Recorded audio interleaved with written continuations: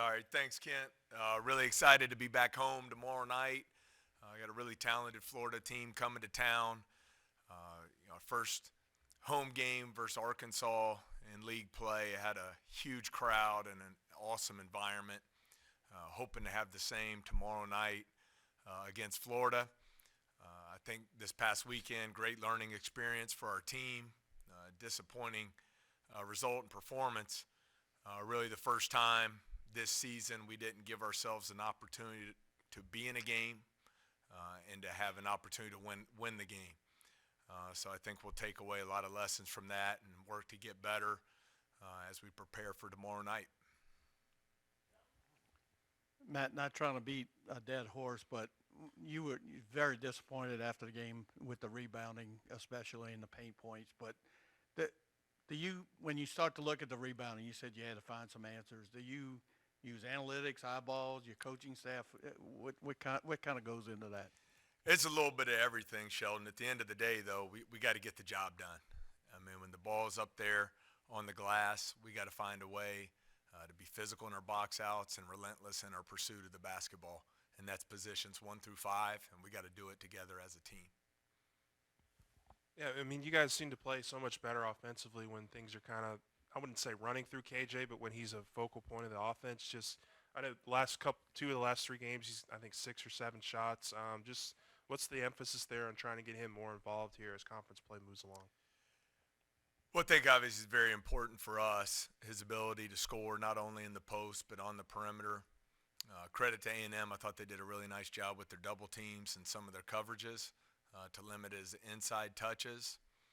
So we have to do a better job of identifying some of those passing angles. I was, in retrospect and studying the film, we had some opportunities where there were some switches. And instead of taking advantage of that inside, we took some tough shots on the perimeter against the big on the switch. So I think we have to continue to learn there. But the other area where KJ is very good is he's a willing passer. And so he needs to touch the basketball and enable not only him to have scoring opportunities, but when we did play through him on Saturday, it opened up shots for other players as well. Coach, what's the key to slowing down a guy like Colin Castleton, and does facing Sheboy last week kind of help in the preparation for someone like that? I'm not sure on the second part of the question, but the first, he's one of the top front court players in all of college basketball, one of the best two-way players, regardless of position, as far as his ability to impact the game, both offensively and defensively. So I think they've done a nice job with him and stretching his game. Not only is he effective down in the post, but they play through him in the elbows, and he's done a nice job in some of their dribble handoff action. So you have to be prepared to guard all of that. And then the area where he makes a huge impact on the game clearly is his ability to impact the rim. Defensively, he does a great job protecting there and making it difficult on you to score. Adam Miller had a much more, I guess, efficient performance this past week. Was it nice to see him sort of get the ball in the basket a little bit more efficiently in this game? And are you still comfortable with him with his high shot volume? Yeah, disappointing results with the 2 games on the road last week, but one of the positive takeaways after a rough stretch of shooting for Adam, he goes 10 for 21 from 3 in the 2 games. And I thought we did a better job of creating some open looks for him. I thought his movement without the basketball and his screening was much improved, and that led to some of the easier looks. And I'm all for him shooting as many high-quality threes as we can create for him, and that he can get open with his movement without the ball. I think you touched a little bit on it Saturday, but the 2-point shooting, I think you guys fell a little bit back down to earth there with the 8 of 27 effort. But just what was it going back and looking at the film? Were you guys getting the shots that you wanted, or is there some stuff there that you feel like you can improve on? First off, I would give Texas A&M great credit for their verticality around the basket. I thought they put a clinic on there in making some of those finishes difficult at the rim. With that said, we got to do a better job of finishing those plays. I do think we settled for a couple tough mid-range shots when we had maybe that next extra pass that would have led to an open three or a dump down to one of the bigs around the basket. So I think we'll learn from that, from yesterday's film study and player development work. But that's obviously a concern going into tomorrow night because one of the many strengths of Florida's team is their two-point defense, anchored by Castleton's ability to protect their basket. Yeah, Coach. Do you feel like these last two games are kind of a positive in the sense that now you're going to learn how do you guys respond to adversity? I don't think it's ever a positive to lose. I would rather us learn through finding ways to win games. I thought there were a lot more positive takeaways, though, from the loss in Lexington versus Saturday's defeat. As I mentioned in the opening there, it's the first time this season that we didn't have an opportunity to win. And so, I think you will find out about our team.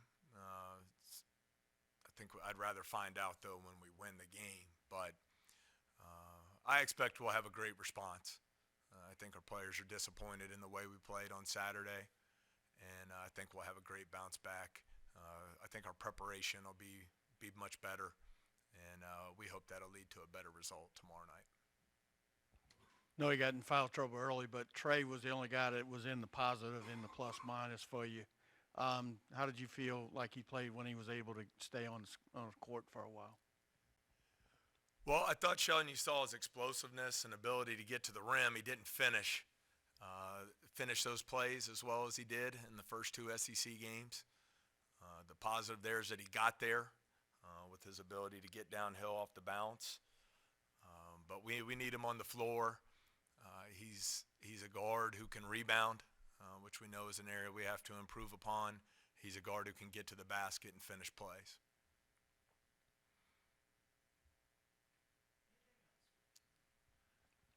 Sorry, I hate to be the negative Nelly here, but just the turnovers, I guess, I think that was really the first time in conference play we'd seen you guys kind of struggle with that. A lot of them just looked just kind of like mistakes and not really bad basketball plays, but just what did you see, I guess, with the turnovers? I think it comes back to Glenn, the first time this year we didn't give ourselves an opportunity to win. You look at the first two SEC games, average 9 turnovers a game. We turned it over 15 times Saturday in a fairly low possession game. So essentially about 1 out of every 5 trips down the floor we turned it over, and that's not a very good formula for us. The disappointing ones are the careless passes against the soft pressure, but then some of the teaching ones, we made a couple drives where we did our job. We drew 2 defenders. Those are opportunities to play off 2 feet and hit the open man. We charged on a couple of those, and those are plays we need to learn from. Florida's got a new coach. The other 3 coaches you played already had been there established. What did you see? What have you seen out of Florida? They beat Georgia, who beat Auburn last time out. Well, I think they're really talented. They did a great job of putting their roster together. They have a lot of older, experienced players.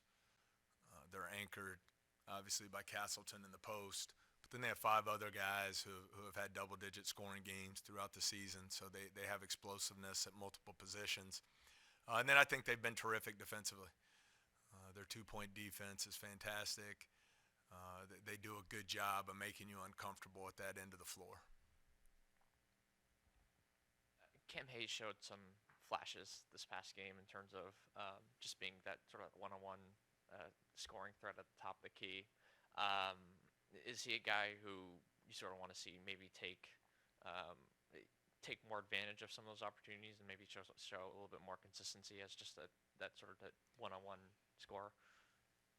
I'm not so much concerned about the one-on-one scoring. I just want us to play the game the right way and create opportunities, whether it's as you beat your man one-on-one to score or when you draw the help, make the next right play and make that extra pass that lead to the shots. But no, Cam's been, from the numbers, as efficient as we have on the floor. He's shot a high percentage. He's lowered his turnover rate. he's been solid for us at the defensive end of the floor. But no, I'm not watching the film and saying we got to make more one-on-one plays. I just want us to play the game the right way. Is Cam Hayes okay? I know he, at some point in the second half, went to the locker room. I think he came back out, but I can't remember if he played after that or. Yeah, he was banged up, injured his leg there, lower leg, on a play late in the first half. Came back in and played some in the second half. Was really sore yesterday. Was limited in practice. We'll see how he is today. Expect him to be ready to go, but he did have a little lower leg injury there late in the first half.